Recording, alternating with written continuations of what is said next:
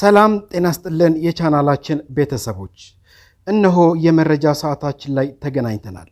እስከ ፍጻሜው አብራችሁ እንድትሆኑ እየጋበዝን የቻናላችንን ሊንክ ለወዳጅ ዘመድ ማጋራትን አይዘንጉ። የቻናላችን ቤተሰቦችን እናብዛ እያልን ለዛሬ ወደ አሰናዳናቸው መረጃዎች አለፍን። መልካም ጊዜ።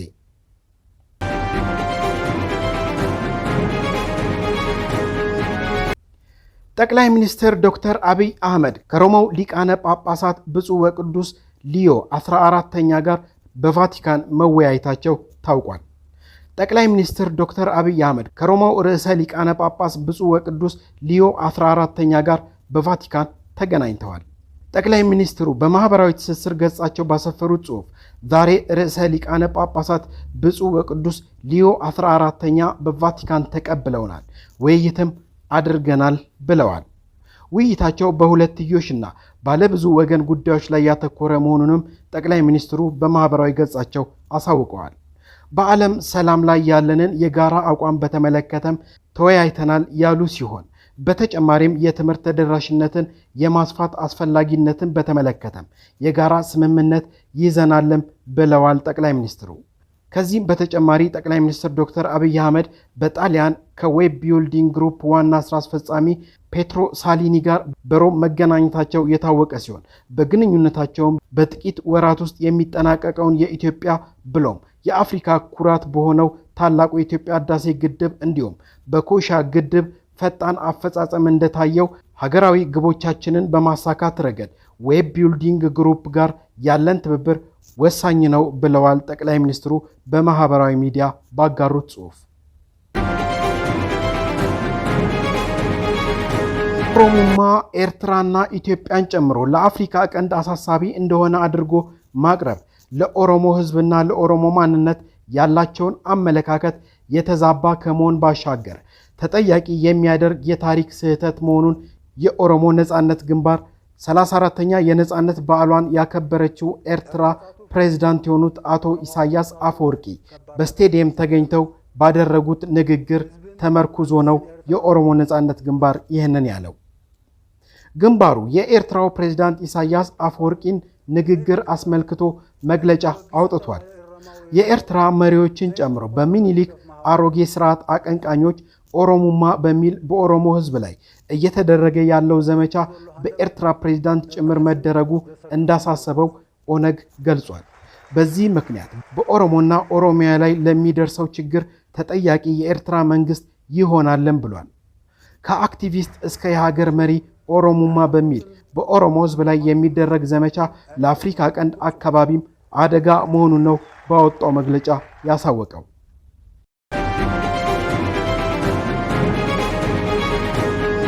ትግራይ ክልል ለብሔራዊ ባንክ ወርቅ በማቅረብ ቀዳሚ እንደሆነ ተገለጸ። ኢትዮጵያ በበጀት ዓመቱ 10 ወራት ውስጥ ከወርቅ 2.58 ቢሊዮን የአሜሪካ ዶላር ገቢ እንዳገኘች የተጠቀሰ ሲሆን በአጠቃላይ 29.396 ኪሎ ግራም በላይ ወርቅ ለብሔራዊ ባንክ እንደቀረበ ሚኒስቴር ቢሮው የገለጸ ሲሆን እንደ ማዕድን ሚኒስቴር ገለጻ ከሆነ ከክልሎች ለብሔራዊ ባንክ የቀረበ የወርቅ መጠን እንደሚያመለክተው ትግራይ 12210 ኪሎ ግራም፣ ኦሮሚያ 6910 ኪሎ ግራም፣ ጋምቤላ 4590 ኪሎ ግራም፣ ቤኒሻንጉል ጉሙዝ 3689 ኪሎ ግራም በሌሎች ማዕድናት አመርቂ የሆነ ውጤት እየተመዘገበ እንደሚገኝም የማዕድን ሚኒስትር ዴኤታ የሆኑት አቶ ሚሊዮን ማቴዎስ ለአዲስ ዘመን ጋዜጣ መናገራቸውን ከአዲስ ዘመን ለመመልከት ችለናል።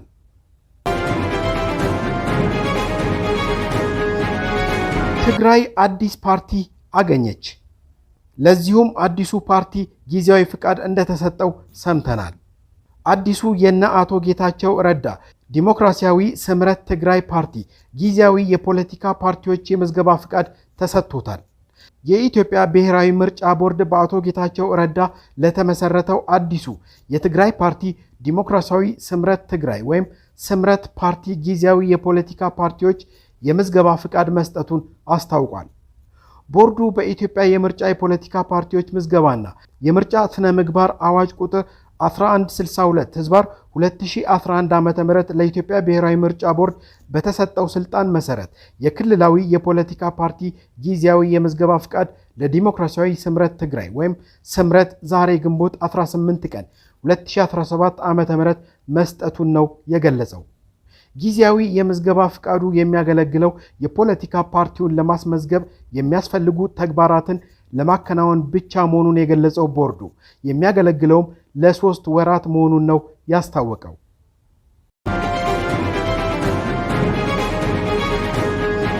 ጋዛ በእስራኤል ጥቃት ደምታለች። በጋዛ አንዲት ሕፃን ልጅ ከእሳት ለማምለጥ ስትታገል የሚያሳይ ልብ ሰባሪ ቪዲዮን ዓለም ተመልክቷል። እንደ የፍልስጤም ሕዝብ ጥበቃ መረጃ መሰረት በጋዛ ከተማ የተፈናቃዮች መጠለያ የነበረው ትምህርት ቤት ወድሞ ቢያንስ 33 ሰዎች ሲሞቱ በርካቶች እንደቆሰሉ ነው ጥበቃው ያሳወቀው። የእስራኤል ጥቃት በትምህርት ቤቱ ውስጥ ከፍተኛ እሳት አስነስቶ ከጠፋ በኋላ ተቃጥለው የሞቱ ሰዎች አስከሬኖች የተገኙ ሲሆን እስራኤል በማዕከላዊ ጋዛ ሰርጥ አልማጋዚ ካምፕ ውስጥ በሚገኝ ድንኳን ላይ በፈጸመችው የቦምብ ድብደባ አንድ ፍልስጤማዊ ሲገደል ሌሎች በርካቶች ቆስለዋል።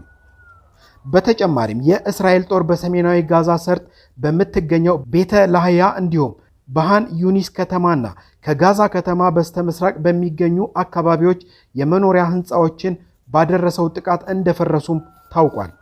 የአረብ የመገናኛ ብዙሃኖች እንደዘገቡት ከሆነ እስራኤል በጋዛ ሰርጥ ላይ በፈጸመቻቸው ከባባድ ጥቃቶች ወደ 50 የሚጠጉ ሰዎች ሲሞቱ አብዛኞቹ በትምህርት ቤቱ ጥቃት ሰለባ የሆኑ እንደሆነ ነው ዘገባዎች የጠቆሙት። የእስራኤል ጦር 3 ሚሳኤሎች ከደቡባዊ ጋዛ ሰርጥ መተኮሳቸውንም አስታውቀዋል። ይህንን ሁሉ ዓለም እየተመለከተ ይገኛል። ግን የዓለም አፍ ለምን ዝም አለ? የፍልስጤማውያን ንጹህ ዜጎች ሕይወትን ማን ይታደጋቸው? ይህ ለዓለም የቀረበ ጥያቄ ነው። መልሱን ጊዜ የሚፈታው ነው።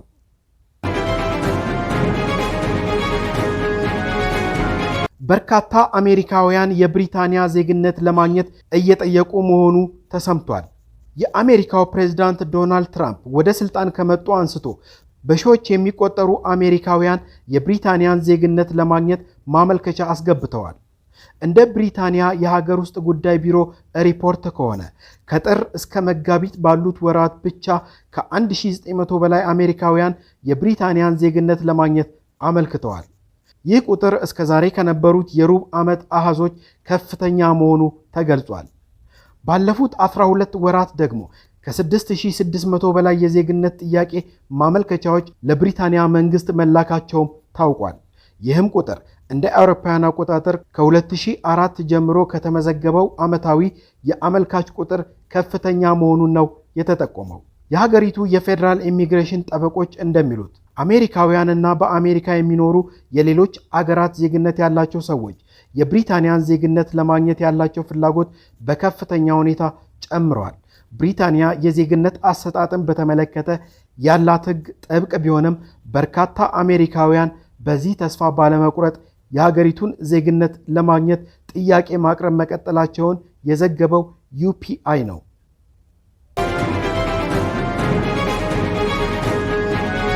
ሐማስ አሜሪካ ያቀረበችውን የተኩስ አቁም ስምምነት ሐሳብ መቀበሉ ታወቀ። ሐማስ የጋዛን የተኩስ አቁም ስምምነት በተመለከተ የአሜሪካ ልዩ መልእክተኛ ስቲቭ ዊትኮፍ ባቀረቡት ሐሳብ መስማማቱን አንድ የፍልስጤም ከፍተኛ ባለስልጣን አስታውቀዋል። በስምምነቱ መሰረት በሐማስ የተያዙ 10 የእስራኤል ታጋቾች በሁለት ቡድን ከእስር ይፈታሉም ተብሏል። በምላሹ እስራኤል ጦሯን ከጋዛ ሰርጥ በከፊል እንደምታስወጣም የተነገረ ሲሆን ሐማስ ይህንን ለ70 ቀናት የሚቆይ የተኩስ አቁም ስምምነት በአስታራቂዎች በኩል መቀበሉ የተገለጸ ሲሆን ይህም ከእስራኤል ጋር ያለውን ጦርነት ለማቆም መንገድ ከፋች ነውም ተብሏል። በተጨማሪም በስምምነቱ ላይ እስራኤል ለረጅም ጊዜ በእስራኤል የቆዩ በመቶዎች የሚቆጠሩ ፍልስጤማውያንን እንደምትለቅ ተካቷል ሲል ሮይተርስ ዘግቧል። ሐማስ አሜሪካ ያቀረበችውን የተኩስ አቁም ስምምነት ሐሳብ መቀበሉን አስመልክቶ በእስራኤል በኩል እስካሁን የተሰጠ መግለጫ እንደሌለ ነው የታወቀው።